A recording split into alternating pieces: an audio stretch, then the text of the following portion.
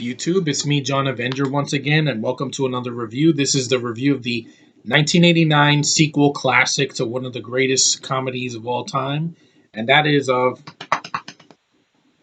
Ghostbusters 2. Yeah, this is a Photoshop picture of the guys from the first film. No Winston on the front, which is kind of racist, but oh well, be ready to believe us. Ghostbusters 2. I believe that this is an awesome freaking sequel to the first one.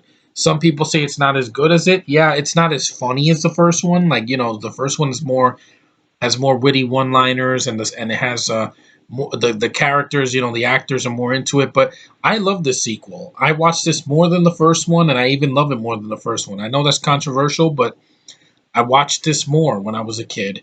I didn't see the first one as much because I didn't have it on VHS. I had this one on VHS for many years, and I will watch it all the time.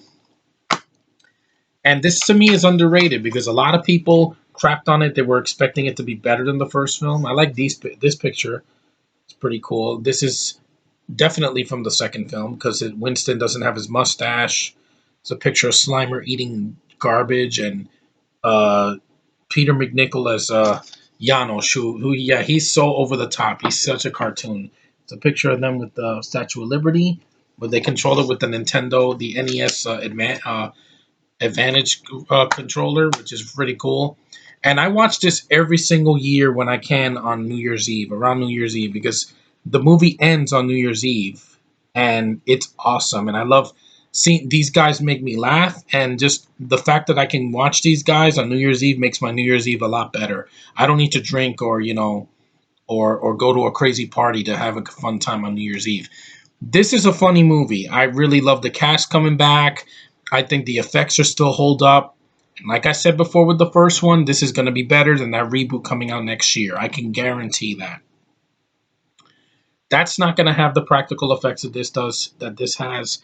It's not going to have the solid cast. It's not going to have the strong writing from Harold Ramis and Dan Aykroyd, because they're not even involved. They're only going to have, well, Dan Aykroyd is going to make a cameo. Ramis is dead. Rest in peace, sir. And yeah, it's just not. It's going to be a Paul Feig movie, not a Ghostbusters film. But this is a real Ghostbusters film. I love the sequence at the end with the Statue of Liberty. I think that it looks freaking awesome.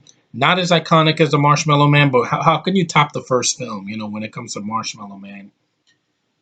I love the soundtrack in this movie. I forgot to mention that in the first one. Besides the Ghostbusters theme, Higher and Higher. Love that song. Jackie Wilson's songs, and Your Love lifting me higher than I ever been lifted before. I love those songs. There's two versions of it. There's the fast version, and there's the slow version in the beginning, and then the fast version at the end when the Statue of Liberty is walking, which looks freaking awesome. And Vigo, voiced by Max von Sydow. Yeah, he does the voice of Vigo. I didn't know that until years later when I checked IMDb, and I'm like, oh wow, the voice of Vigo was not the actual actor; it was Max von Sydow. I knew his voice kind of sounded familiar. Who he's going to be in the new Star Wars? I hope he does good in that. Uh, they gave Annie Potts more to do in this film, because in the first film it's like she was just like there, and just, she was good in the first film, but she didn't have much to do. In this one, they give her a little bit more to do with Lewis Tully, with Rick Moranis. Good to see him back here, and I was really getting into Rick Moranis in the late '80s and early '90s, because I saw this and Honey, I Shrunk the Kids, and I love both these movies, this and Honey, I Shrunk the Kids. And the plot was simple, and they didn't copy the first film and do Gozer again. No, instead, this time Dana pretty much is a side character in this one. She's still the focus in the film, or her baby Oscar, who is a very cute baby, by the way. He's not annoying. They're still targeting Dana, but she's not possessed like in the first film. And you have Vigo, the painting, that's a really creepy looking painting, and you have Peter McNichol, who practically worships this painting, and just he cracks me up. Yeah, his accent is kind of like weird. I don't know what kind of an accent it is. Even as a kid, I don't know. It was like, oh, come on, me lord. I have no idea what that is, and that's a pretty spot on impression. Yeah. Okay, I've seen this movie so many times, and I love it every time. This is the bare bones DVD. I don't have the Blu-ray that has the features. I want to get it sometime.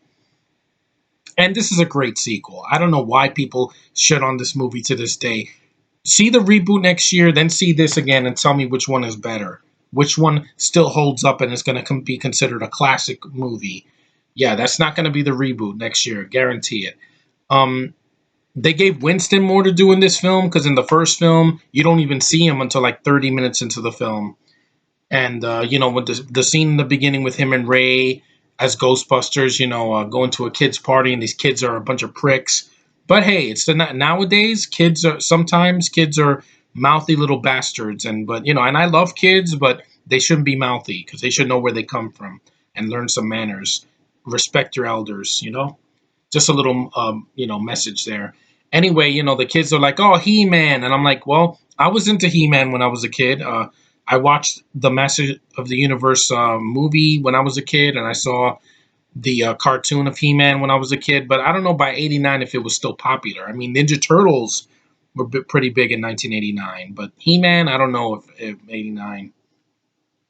Maybe when they wrote it, they probably thought he was, but this movie just it makes me smile. I can watch this anytime, New Year's, Christmas, my birthday, whenever, and I still think this is a very good movie. And the effects, the ghosts look freaking awesome.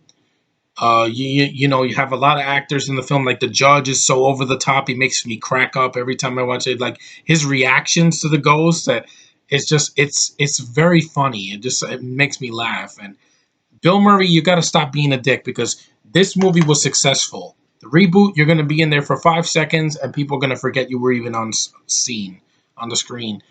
And just I see this, and I'm like, I wanted to see a third movie, like maybe in 1995 or something like that, or like 1993.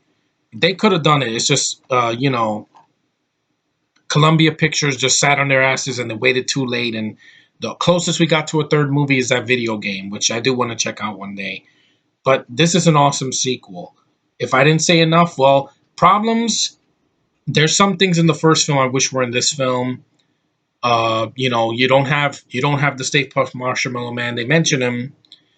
Uh, you know, the threat really is the ending is kind of a little bit like fat, like abrupt, like the way they kill Vigo, like they slime his face and he explodes. I'm like, it's not really the best kind of climax, but it's a climax at least. It's not like the Ghostbusters don't stop him; they do. And Rick Moranis, what you call it, Lewis, actually dresses up as a Ghostbuster and goes out in New Year's Eve in the streets of New York and gets on the bus. I know the feeling. I've taken the bus on New Year's Eve many times in the past, especially in the cold weather. And it's crowded, and there's a lot of people that are just drunk, or they're just it's crazy. And Slimer was it was good to see Slimer again, even though he's not in it as much as the first one. And just this is a great sequel. If you haven't seen the second one because you think, oh, it can't match up to the first one, it is just as good as the first one. Yeah, the first one has more laughs, but this one is, to me, it's the one I grew up with more, and I love it. And I love the underrated sequels. I love this, and I love Die Hard 2, and I love Home Alone 2, and I love Gremlins 2, which I just saw again, and it still holds up. These are the sequels that deserve the praise now, not some of the crappy sequels and reboots we get now, like Jurassic World or freaking Terminator Genesis, whatever the fuck it's called. Just those are not needed. We need more of this. Sequels that mean something, that don't take away from the first film. That's what I'm tired of. Sequels and reboots that take away from the first two or three films. You don't do that. You're supposed to advance. This is about progress, continuing a story we love, not taking it away. This doesn't take away from the first film. It's still funny, still got the same cast, still is directed by Ivan Reitman, who does a great job, and I still love this movie, and it is held up for over 20 years. About 26 years now, since 1989. I was 4 when this came out. Same year as Batman, the Tim Burton movie. Love both of these films, and they will live forever in my heart. So that is Ghostbusters 2. I can't say any much bad things about it, because I love it, and it's a sequel that deserves every bit of box office it got back in '89, and it does not deserve to be forgotten. It's great. it'll be better than this reboot we're getting next year. I guarantee it. Because that I have no hope for. Not just because it's all women. Believe me, that is the least of the film's problems. I can see a movie with all women. I've seen a bunch of movies in the past with all women, but it's not doesn't have this title, you know. But anyway, thanks for liking, thanks for subscribing, thanks for commenting, thanks for watching my videos.